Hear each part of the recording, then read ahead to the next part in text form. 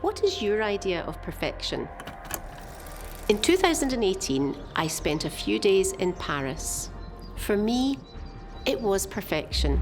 Clear skies, cafes, fine food, strolling through the Rive Gauche. Being perfect is kind of an idyllic state, like my trip to Paris. Usefully, the French have named one of their verb tenses the perfect tense. Not because it is perfect, but because it comes from the Latin word perfectus, which means achieved, finished, or completed. A bit like my trip to Paris. The perfect tense is the most important past tense in French, so let's make sure we know it inside and out. Let's achieve perfection. This is Think 4.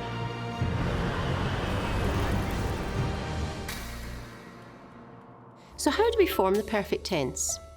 This tense needs two helping verbs to put it together. These verbs are known as auxiliary verbs. Auxiliary is just a fancy term for a helper, so don't be put off by the jargon. The auxiliary verbs we need to form the perfect tense are the present tense of avoir and être. The only other thing we need is to add on the past participle. This is just the bit which ends in ed in English, like played, finished, replied. Forming a past participle could not be easier. We simply chop off the last two letters of the infinitive and we're left with a stem like this, which you can see here. Jouer, to play, becomes joue, removing the ER ending. Finir, to finish, becomes fin, removing the IR ending. And répondre, to reply, becomes répondre, removing the RE ending. The next step is to add the following new endings onto the stem we have just created. So with joue, we add I acute, fin, we add an I, and répondre, we add a U. Now we simply put the two halves together, like this. J'ai joué. J'ai is the present tense of avoir, and joué is the past participle. I played, or I have played. Or, je suis allé, I went. Je suis is the present tense of être, and aller is the past participle. Please be aware though that some verbs have irregular past participles and they'll need to be learned separately.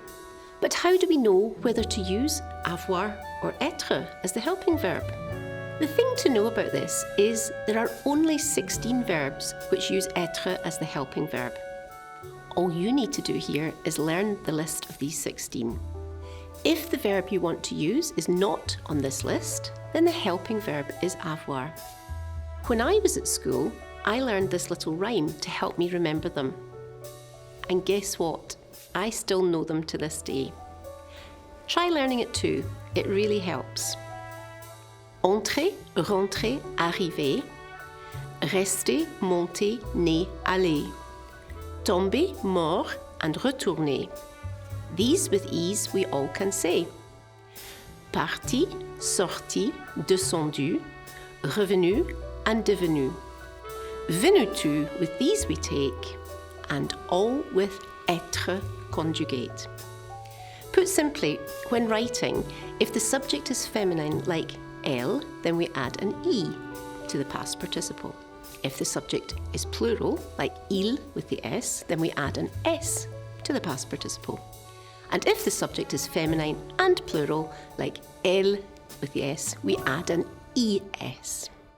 So, if you're fortunate enough to find yourself sitting outside un café à Paris, telling some local friends about your great achievements in your hires, make sure you have the perfect tense all sewn up. People say that nobody is perfect, but you can get pretty close if you get this right. Parfait. This was Think 4. Thanks for watching.